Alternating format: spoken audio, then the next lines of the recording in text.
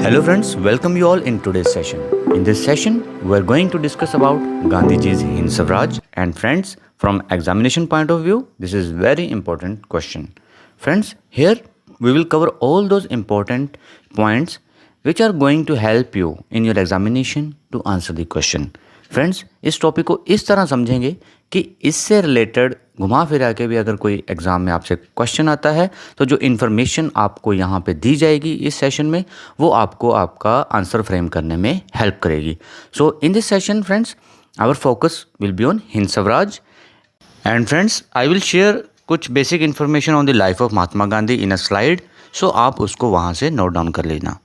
Friends, Hind Swaraj means self rule in India, ठीक है, और Indian home rule. It was written in Gujarati by Gandhi ji in 1909. Hind Swaraj take a form of a dialogue between two characters. और वो दो character कौन कौन से हैं? The reader and the editor. Editor कौन है इसमें? महात्मा गांधी जी खुद. फ्रेंड्स, गांधी जी ने इस किताब को लिखा था on the voyage back to South Africa from London. Voyage means समुद्री यात्रा. And Hind Swaraj first appeared in installments in the pages of Indian Opinion, a newspaper founded and edited by Gandhi and at once by the government of Bombay. Friends, this book comprised of 20 short chapters और sooner it was banned by the British colonial government. दोस्तों, India में इसको ban कर दिया गया था by the British government. इसलिए गांधी जी ने इसको ट्रांसलेट किया था इंग्लिश में, ये सोचकर कि शायद गुजराती है और अंग्रेजी इसको समझ नहीं पा रहे हैं. That's why this is the only work which was ever translated into English by Gandhi ji. So friends, as of now आपको हिंद स्वराज का एक बेसिक आइडिया मिल गया होगा. नाउ चैप्टर वाइज हम मेन पॉइंट्स को डिस्कस करते हैं. जैसे कि चैप्टर 1 में the Congress and it's officials. इसमें गांधी जी कहते हैं बेसिकली कि जो हमारे कांग्रेसमैन हैं उनके प्रति जो रीडर है उसको थोड़ी रिस्पेक्ट होनी चाहिए. And he also talks against the idea of hating every Englishman.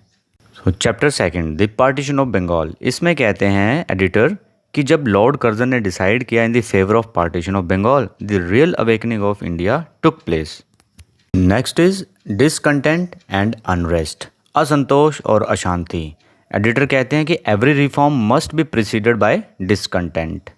जब असंतोष होगा, अशांति होगी, तभी तो कोई रिफॉर्म होगा. What is Swaraj? Chapter number 4 में गांधी जी अपने इस आइडिया को एक्सप्लेन करने की कोशिश करते हैं. एंड फ्रेंड्स, ध्यान से सुनना, इट इज़ वेरी इंपॉर्टेंट. यहाँ पर वो क्लियरली कहते हैं कि Swaraj is not merely independence but a different form of government all together. वो कैसे कि उनका कहना ये है कि Swaraj is not just the withdrawal of the British, कि अंग्रेज़ यहाँ से चले जाएं और उनके बाद हम अंग्रेज़ों की तरह इंडिया में रूल करें. ये स्वराज नहीं है. स्वराज का असली मतलब है कि हमारे अंदर सेल्फ कंट्रोल होना चाहिए. Real home rule means Swaraj. Swaraj is self rule और self control and non violence. Ahimsa was the only means to attain it. हिंसा नहीं करनी है हमें स्वराज को हासिल करने में. In the next chapter Gandhi ji discuss about the condition of England. According to the editor, the condition of Europe is not good and is getting worse every day. He says that it is because of modern civilisation. आधुनिक civilisation की वजह से जो Europe है is being degraded, ठीक है, and रून्ड day by day. बद से बदतर होती जा रही है उसकी situation. He also says that if India copies England तो इंडिया भी उनकी तरह बर्बाद हो जाएगा. इन द चैप्टर 6 वो कहते हैं कि वाई वाज इंडिया लॉस्ट. इसमें एडिटर यानी कि महात्मा गांधी जी का कहना है that we must blame our self for being ruled by British. हम किसी को ब्लेम नहीं कर सकते. The English have not taken India, we have given it to them. And friends, in the next chapters, Gandhi ji discuss about the condition of India. वो ये कहते हैं कि modern civilization को अपनाते हुए India is turning away from God, which is the main reason for our suffering. The suffering of India. India इसीलिए सफ़र कर रहा है क्योंकि वो modern civilization को अपना रहा है. और साथ ही साथ वो रेलवेज़ के अगेंस्ट में बोलते हैं कि goods require a long time to travel, evil has wings. जो सामान है उसे ट्रैवल करने में थोड़ा समय लगता है और जो बुराई है उसके पंख होते हैं. दैट्स वाई वो ये कहते थे कि रेलवेज़ जो हैं वो भी एक तरह से मॉडर्नाइजेशन का हिस्सा हैं और वो हमें हमारे दुख दर्द का कारण बन रही हैं. जो प्रोफेशन है लॉयर्स का, डॉक्टर्स का, उसको भी गांधी जी यहाँ पर सही नहीं मानते हैं। वो ये कहते हैं कि द लॉयर्स का जो प्रोफेशन है वो लड़ाई झगड़े और डिस्प्यूट के ऊपर बेस्ड है, एंड जो बहुत सारी डिजीज़ हैं वो हमारे अंदर लैक ऑफ डिसिप्लिन की वजह से हो रही हैं, and medicine encourages it, medicine उस चीज़ को बढ़ावा देती है। जो प्रोफेशन है डॉक्टर्स का ये सपोर्ट करता है साम्राज्यवाद को, इम्पेरियलिज्म को, और ये बात कहीं ना कहीं सच भी है। सो दोस्तों, नेक्स्ट चैप्टर में गांधी जी डिस्कस करते हैं ट्रू सिविलाइजेशन के आइडिया को, कि भाई ट्रू सिविलाइजेशन क्या होती है according to Gandhi ji. He says that just well being is not a mark of civilisation. जैसे कि हम मॉडर्नाइजेशन की बात करते हैं कि सुखी संपन्न है, सब कुछ है, सारे संसाधन हैं, क्या यही एक ट्रू सिविलाइजेशन है? Modern civilisation is not just purely material, it is also immoral and irreligious. कि जो हमारी आजकल की सभ्यता है, जो यूरोपियन सभ्यता है, अगर हम गौर से देखें तो ये मेटेरियलिस्टिक है। मतलब मेटेरियलिस्टिक में संसारिक भौतिक चीज़ों की इच्छा रखते हुए हम बहुत सारी चीज़ें करते हैं। जैसे मान लीजिए मेरे पास मोबाइल है, लैपटॉप है, ये हो, कार है, गाड़ी है, इसके लिए चाहे मुझे कुछ भी करना पड़े, है ना।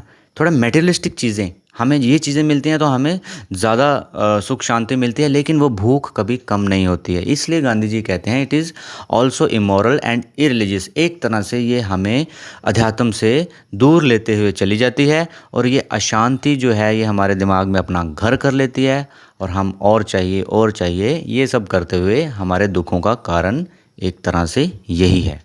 नेक्स्ट चैप्टर में गांधी जी बात करते हैं how can India become free. वो कहते हैं कि it is important to free our self. सबसे पहले तो खुद को जंजीरों से, बेड़ियों से निकालें। And he proposes the idea of Indianising the British instead of getting Europeanised. हमें उनकी सभ्यता को अपनाने से अच्छा है कि हम ब्रिटिशर्स को अपनी चीज़ें, अपनी सभ्यता समझाएं, सिखाएं। नेक्स्ट चैप्टर में वो इटली का उदाहरण देते हैं, एग्जाम्पल देते हैं। वो कहते हैं कि India cannot rise up in armed rebellion like Italy. Italy की तरह इंडिया को हिंसा नहीं अपनानी है। Moreover to arm India on a large scale is to Europeanise it. कि ज़्यादा से ज़्यादा हिंसा करेंगे तो हमें और अपने आप हथियार मजबूत करना पड़ेगा। हथियारों का मतलब असला, गोला, बारूद, ये सब चीज़ें यूज़ होंगी तो क्या होगा, उससे हम अपने आप को एक तरह से यूरोपियनाइज कर रहे हैं। यानी कि ये हमारी सभ्यता नहीं है, हम हिंसावादी नहीं हैं। If violence is use in order to free the nation, the land which is holy will become unholy. खून खराबा होगा और जो हमारा एक पवित्र भूमि है वो अपवित्र हो जाएगी। In the next chapter Gandhi ji talks about brute force. Gandhi ji क्रूरता के कभी भी फेवर में नहीं थे, हिंसा के फेवर में नहीं थे। वो कहते हैं कि the force of love and pity, दया, उसकी बात करते हैं। और वो कहते हैं कि the struggle for independence must be marked with passive resistance. Passive resistance क्या होती है दोस्तों, वो नेक्स्ट चैप्टर में हम आपको समझाते हैं। पैसिव रेजिस्टेंस होती है दोस्तों कि अपने अधिकारों को सिक्योर करने के लिए खुद सफ़र होना। यानी कि जैसे गांधी जी भूख हड़ताल करते थे लेकिन हिंसा कभी नहीं अपनाई उन्होंने, है ना। सो उनका ये मानना था कि जो पैसिव रेजिस्टेंस है ये ऐसा हथियार है जो कि एक बहुत ही ताकतवर इंसान का हथियार है। जो वेपन है वो एक कमज़ोर आदमी यूज़ करता है। So passive resistance is not the weapon of weak, but actually it requires more courage than the use of brute force. Next is education, जो ज्ञान जो मैं आपको बांट रहा हूँ। In this chapter he says that English education is responsible for enslaving the nation. Friends, पहले एक चीज़ क्लियर कर लेते हैं कि Gandhi ji was not exactly anti English. वो इंग्लिश के विरोध में नहीं थे, वो इसे एक राइटफुल प्लेस देना चाहते थे which is an international link language. ना कि हम सभी भारतीय भाषाओं को पीछे छोड़कर इंग्लिश को ही अपनाते चले जाएं। सो एजुकेशन के बारे में गांधी जी का कहना था कि जो इंग्लिश एजुकेशन है is responsible for enslaving the nation. Nation को बेड़ियों में जकड़ने के लिए एक इंग्लिश एजुकेशन जो है ये भी एक बहुत बड़ा रोल निभा रही है।